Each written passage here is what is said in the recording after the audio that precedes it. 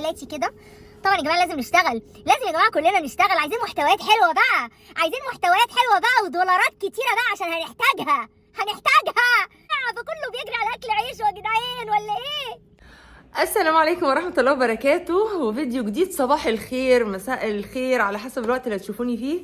أول سؤال هو مالها خلقتي بقى؟ يعني مالها يا بت؟ انتي بت أنا يعني محترمة نفسي ومؤدبة وبتكلم بأدبي، ورجعت كده للليدي اللي أنا كنت عليها، بس نزلت شوية كده من عليها. يعني مالها خلقتي يا جماعة؟ هو في حاجة يا جماعه؟ ده في واحده كاتباها لي بالبنط العريض، عملتي فيلر وتحديد وجه.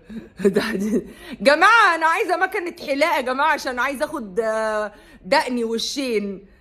في تحديد وجه؟ ايه تحديد وجه ده يا اختي؟ معلش يعني حد ولا واحده التانيه امبارح بتقول لي والله العظيم لو اوريكم الكومنت بتاع، اقسم بالله.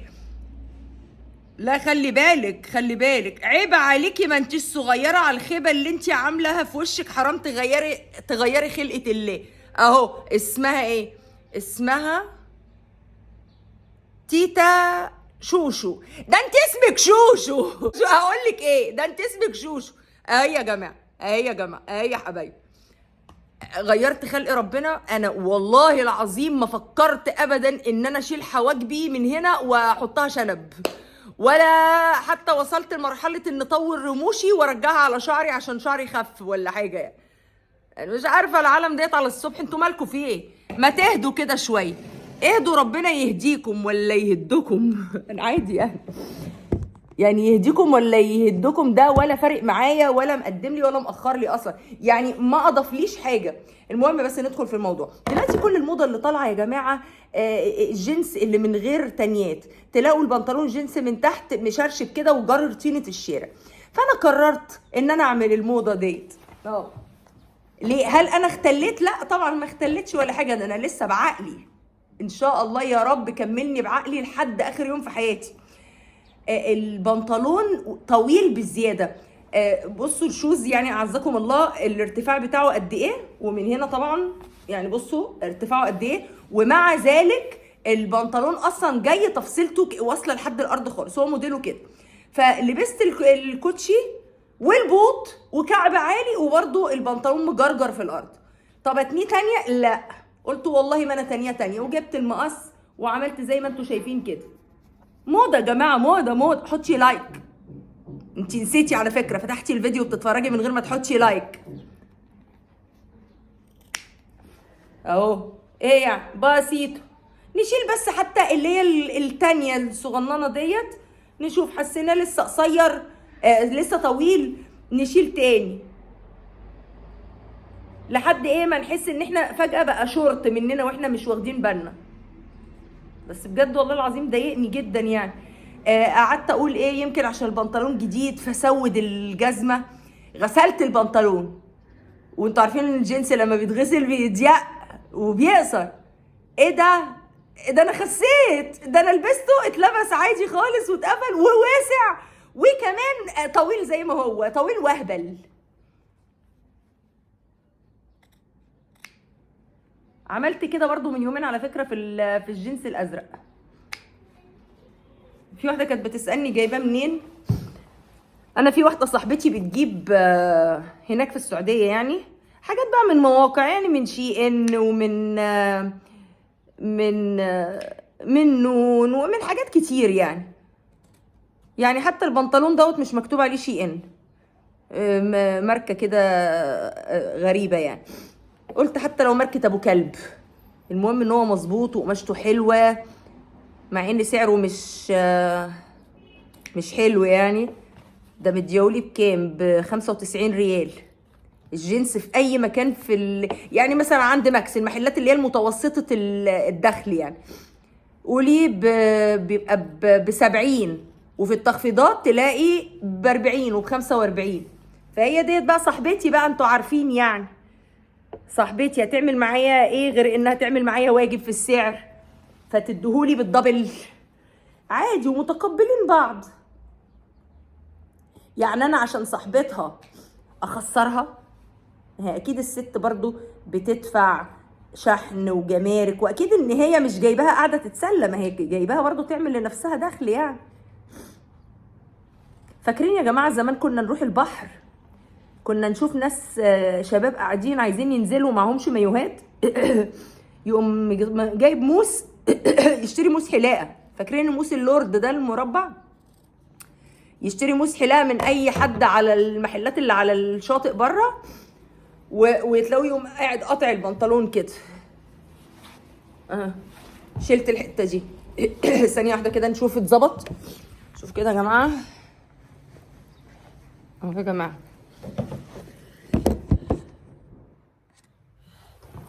شوفوا كده، كده اتظبط. استنوا مرفوع شويه كده اهو. لكن بصوا التاني عامل ازاي، وتخيلوا بقى تبقى الارض الدنيا ممطره ولا حاجه، ولا طينه ولا تراب، اصلا بياخد التراب يدخله جوه الكوتشي. حاجه بصراحه مستفزه. بقلع الكوتشي الاقي نفسي بصب رمل، اقعد اقول جه منين ده. وانتوا عاملين ايه؟ وانتوا عاملين ايه؟ في واحده امبارح كانت حاقده قوي عليا على الاكل اللي صاحبتي بعتهولي. انا بس هسال سؤال بما يرضي الله للناس المحترمه طبعا، مش خرب بيتك وانت عماله بتستسي تبخي علينا سمك، ربنا يكفينا شرك يا شيخ. هل انا يا جماعه، ده انا لو اتصلت على البواب قلت له بقول لك ايه، هات رغيف عيش وحته جبنه من التلاجة، هاكل واشبع وهنبسط، هل انا عاجزه ان اتصل حتى بالحاتي ابو شقره اجيب من عنده 2-3 كيلو كباب وكفته واقعد واكل وانزه نفسي يعني، ولا ايه؟ انا ما اعرفش اعمل ده؟ طب ما انا لسه كنت بقول لكم ده انا كنت بطلب سمك، ومطعم الاندلس مش رخيص يعني. تعالوا يا جماعه اتفضلوا نسكافيه، مش رخيص. وكنت هتصل عشان اجيب سمك خلاص، وصاحبتي اشتهت لي اكل من الاكل اللي هم كانوا عاملين حسابي فيه. حتى انا كنت يعني انا بهزر وبتكلم جد في نفس الوقت. يعني انا مثلا عايزه اكل من الاكل ده فعلا، وجوزها بسم الله ما شاء الله عليه، ربنا يحميه يا رب كده وينور طريقه يا رب ويستر طريقه، بياخد الطريق في 1.5 ساعة، يعني من بني سويف للقاهره من 1.5 ساعة، بيجي من بوابات حلوان، من عند حلوان. وبينزل هنا اصلا، يعني هو بينزل المعادي وبينزل الهضبه الوسطى يعني جنب مني. فانا بتكلم معاها بقول لها ما تبعتي لي طبق، وقعدت اهزر شويه كده. شويه لقيتها بتتصل بيا بتقول لي انا بعتلك تتغدي. الست بتتكلم معايا ان انا اختها، ان انا بنتها، ان انا امها، اللي هو بعتلك تتغدي مش بعتلك اكل مثلا. حتى بصوا سبحان الله، حتى في اسلوب اللي هو بتحسسني بالحميميه كده، بتحسسني بالجو العائلي. فاللي حاقده دي تقول لي انت مش قادره تطلبي اوردر، انت ايه دوت، يخرب بيتك يخرب بيت الحقد اللي على الكلى اللي عندك ده. اقسم بالله ده انت لو جالك ربع العلبه اللي جات لي لسانك ده يدلدل بس كده. اللي زي دي يا جماعه لو حد رمالها صباع محشي ممكن تبيع نفسها. اللي زي دي اللي تبقى بتتكلم بالطريقه دي وتحط الكومنتات ديت، حطي لايك. على فكره انا عملت صوت دلوقتي وانا بشرب النسكافيه، لو حد بيتضايق من الصوت انا اسفه، لان انا نفسي اتضايقت. ما تيجوا ننزل يا جماعه، عايزه اروح اغسل. ساميه يا ساميه، استغفر الله يا ساميه، يلا بينا. كومنت تاني، فين مامتك واخواتك؟ هو ايه الانبهار ده؟ مش معقول. ثانيه واحده كده،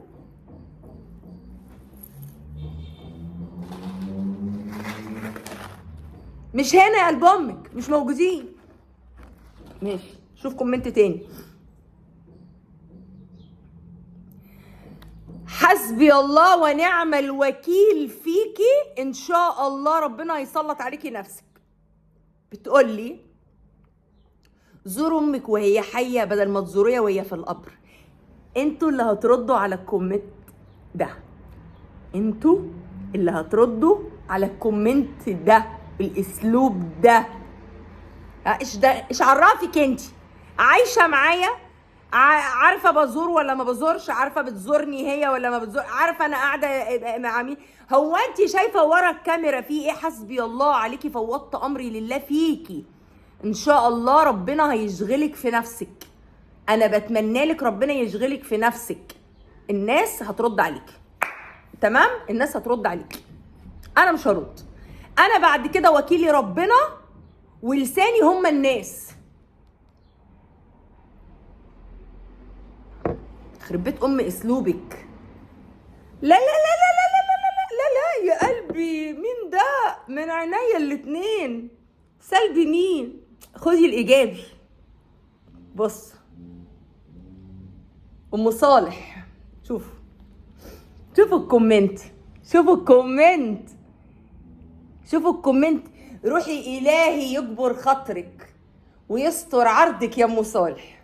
بصوا بقى، روحي يا مروه يا بنت نبيله، فرج الله همك وازال كربك وابعد اذى الانس والجن عنك ويسر الله امرك وبارك لك بزوجك واولادك وعملك يا رب يا حي يا قيوم. تخيلوا يا جماعه، مش الكومنت بس، بصوا في اسلوبها مع ربنا. شوفوا حديثها مع ربنا، ما قالتش يا رب وسكتت، لا، دعت باسماء الله الحسنى، استخدمت لفظ الجلاله الله والحي والقيوم. ما هو بيقولك لما بتيجي تدعي ربنا، لما انت ما بتبقيش حافظه اسماءه الحسنى كلها، لانه افضل انك تناديله باسمائه. يعني يا ستار استرني، يا جبار اجبرني، يا فاهمه؟ فهي في ناس تقوم تضطر تقوم قايله ايه؟ يا رب اسالك بكل اسم هو لك ان تشفيني، ان ترضيني، ان تغنيني بحلالك عن حرامك، ان تغنيني بفضلك عمن سواك. يعني بتستخدمي اسماء الله الحسنى. الست في ايه ادب اكتر من كده مع ربنا سبحانه وتعالى؟ في ايه ادب اكتر من كده لما هي تبدا وتقول لي فرج الله همك وازال كربك وابعد اذى الانس والجن عنك ويسر الله امرك وبارك لك بزوجك واولادك وعملك يا رب يا حي يا قيوم. يعني هي مصره على ربنا سبحانه وتعالى، ملحه عليه في الدعاء، مصره تطلب منه، مش مجرد ان هي بترضيني بدعوه بتدعيها لي. مش اللي هو انا بحبك ربنا يكرمك ويسعدك ويشفيك ويزيل همك ودعاء ليا ليا ليا ليا. لا، دي مصره ومصممه ان يا رب، لان ربنا بيحب عبده اللحوح. هي ملحه على ربنا، ملحه وفي نهايه الدعاء بتقول له يا حي يا قيوم. يعني مصره ان فعلا بتتمنى لي ان ربنا يزيل كربي وهمي ويسعدني يعني بحبكم، اقسم بالله العظيم بحبكم. ان نصر الله قريب. طبعا كده يا جماعه الفيديو اخد يعني اتجاهات كتير او كذا شق. يعني انتوا هتجاوبوني على كذا، في ناس هتجاوبني على كل جزئيه انا سالت فيها. في دلوقتي شق هنسال فيه. انا جات لي ملاحظه، يعني يقول لك ايه؟ اسالوا اهل الذكر اذا كنتم لا تعلمون. انا بسالكم، طبعا اكيد في منكم كتير جدا، لعل منكم من هم اقرب الى الله مني يعني. شرط التسبيح باليمين. انا طبعا كده انتوا عارفين اهي الساعه هنا، يعني الساعه في اليمين، تمام؟ لان في واحده قبل كده شافتني وانا بسبح فقالت لي يا مروه وانا لابسه ديت، قالت لي يا مروه يبقى باليمين مش بالشمال. هي اعتقدت عشان الكاميرا معكوسه ان انا لابساها في الشمال. طيب السؤال، انا بشوف ناس طول عمري من وانا صغيره يعني، او انا ممكن اكون ما كنتش مركزه، بس لما كانوا بيسبحوا على ايديهم كانوا بيسبحوا بالايد دي كلها اهي على عقل صوابعهم، وبعدين الايد التانية، وبعدين صباع من الايد ديت. مش متذكره بالظبط، ولا هم كانوا مثلا بيكرروا الايد اليمين مرتين وبعدين صباع. فهل اننا لما نسبح يعني باليمين والشمال ده غلط؟ السؤال بقى، طيب فرضنا اصل دي مش سبحه، دي مش صوابعي، دي مجرد عداد بس عشان انا عايزه اوصل ل1000 تسبيحه، عايزه اوصل ل1000 لا حول ولا قوه الا بالله، عايزه اوصل ل1000 استغفار وهكذا. فممكن غصب عني ان انا ايديا اليمين بعمل حاجه، بس في نفس الوقت انا عشان ما انساش بوصل انا مجرد بس ما بوصل لعدد معين خلاص انا كده وصلت للعدد اللي انا عايزاه، بعدين بقى بكمل من غير ما ابقى بعد على حاجه. فهل وضعها في الشمال ان غلط؟ يعني ما ينفعش؟ انا بستخدمها كعداد بس مش اكتر. فجاوبوني يعني وبارك الله فيكم.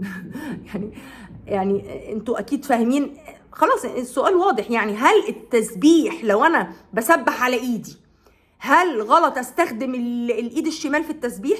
ولو انا بستخدم السبحه او عداد ومثلا اضطريت ان انا احطه في ايديا الشمال، ده غلط ما ينفعش يعني حرام ولا ايه بالظبط؟ برضو جاوبوني يعني، وانا لو قابلت حد في طريقي برضو هسأل يعني. حطي لايك. اول مشوار تجديد الرخصه والمخالفات اللي انا باخدها وانا مسافره. طبعا عملت تظلم والحمد لله يعني اتقبل. انا جايلي 4 مخالفات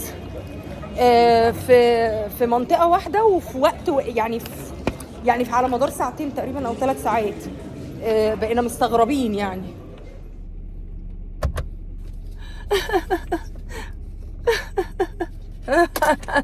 تخيلوا يا جماعه، تخيلوا ان انا نص يومي كله يروح في الشهر العقاري. اقسم بالله العظيم. اول حاجه بقى اطلعوا يلا بالمعلومه بتاعه توداي ذيس فيديو. انا رحت الشهر العقاري التابع للعنوان، لا مش تابع العنواني خلاص، ولكن هم استثناء منه كده قال لي خلاص مش مشكله طالما انت اتدبستي في المشوار. اوكي النور قطع. النور هيقطع من الساعه 3 للساعه 4. قعدت الساعه 4 جت وما النور ما جاش. قام الموظف قال لي يبقى كده بالصلاه على النبي هيرجع الساعه 5 زي ما حصل من كام يوم. طب اروح فين يا عم الحاج؟ قال لي روحي فرع اللي في المحكمه اللي هو مصر الجديده، الشهر العقاري بتاع مصر الجديده. فحبيت اعرفكم يا جماعه الفرع بتاع مصر الجديده لازم الحجز اونلاين. لو رحتوا مسكتوا سلوك الكهرباء، لو رحتوا كده اتشعلقتوا في النجفه ولا هيستقبلوكم، لازم الحجز اونلاين. واقل حاجه ان انت هتاخدي موعد بقى لبكره، موعد لبعد 48 ساعه. اوكي. طب يا جماعه طب هم وجهونا عليكم. قال والله احنا مالنا، هم وجهوكم غلط، المفروض يقولوا لكم الحجز اونلاين. طب نروح فين؟ طب نقابل المدير جاي الساعه 5. الساعه دلوقتي كام؟ الساعه 5 الا ربع ومفيش وقت، انا مستعجله. قام قايل لي ايه؟ روحي فرع الجولف. تمام. حجز اونلاين وكده. لا من غير حجز اونلاين ولا بتاع. طلع مش حجز اونلاين، طلع حجز كتابي. طلعت بره لقيت واحد واقف بيقول لي على فكره كنت معاكي في الفرع الاولاني، تعالي معانا احنا رايحين في تاكسي وهنلم انا والاخوه. قلت له تعالى يا عم معايا في العربيه. قمت واخداهم، هو بقى عارف الطريق يمين شمال يمين. وصلنا الجولف اللي هو بتاع مدينه نصر ورا الرقابه الاداريه تقريبا. لازم تروحوا تحجزوا الفتره المسائيه، تحجزوا من الساعه 3 العصر وامشوا بقى. ولو جيتوا واسمكم اتندى انسوا ان هو يناديكم غير لما يخلص اللي بعدكم. تمام. هو كل شويه بينادي يعني. فحبيت اعرفكم المعلومه ديت ان الشهر العقاري يا جماعه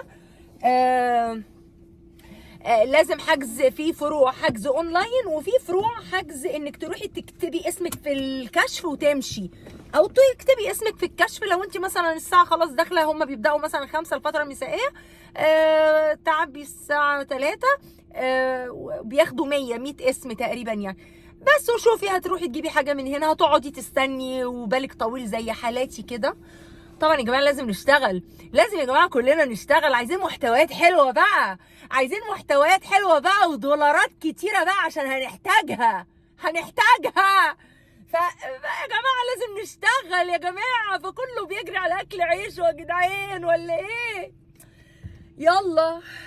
فقلت اعرفكم معلومة النهاردة بالنسبة لمكاتب الشهر العقاري في مصر، اللي هو منطقة مصر الجديدة، ده حجز اونلاين. منطقة مدينة نصر او جولف حجز كتابي، تيجي تكتبي تمام. ولو جيتي مثلا متاخر قولوا طب احجز لي بكره، لا بيقولك تحجزي في نفس اليوم. يلا بينا، هنحتاج كتير قوي. ده الدنيا يا جماعه رايحه في حته تالته خالص، ده حته رابعه بعيد. يلا الله المستعان، ربنا يرزقني ويرزقكم من حيث لا ندري ولا نعلم ولا نحتسب. يا رب يرزقنا الرزق الحلال المبارك فيه، عارفين، ويصب علينا كده الرزق والمال صبا صبا. اوكي، صبا صبا، عشان هنحتاج، احنا هنحتاج كتير قوي. الحمد لله رب العالمين. نسيت، عفوا يا جماعه، عشان حبايبي اللي بيحبوني اللي هي بتاعت صورة مصغرة حبايبي، ساسبنس، منكم نتعلم، منكم نستفيد. بقاش ايه ده طبعا. هتبقى داخله يا عيني بقى، ايه داخله تباركلي، هتلاقي ان هي صورة مصغرة مش اكتر يعني. انما حبايبي لو انا طالعه اقول سلام عليكم باي باي برضه بيحبوني على فكره يعني، حتى انا بحبني يا سبحان الله. دخلت من بره يا جماعه دلوقتي على، انتوا عارفين طبعا، علبه حبيبتي. اكل ايه النهارده يا جماعه؟ اختاروا لي كده، اكل جلاش ولا بط ولا كوسه ولا بتشنجان. اكل بتشنجان. اللحمه ممبار، ناكل الممبار، نسخن بقى بس نغسل ايدينا من يلا يا جماعه عشان الحق ارفع لكم الفيديو بتاع النهارده. باي باي، ان شاء الله اللي جايه احلى واحلى.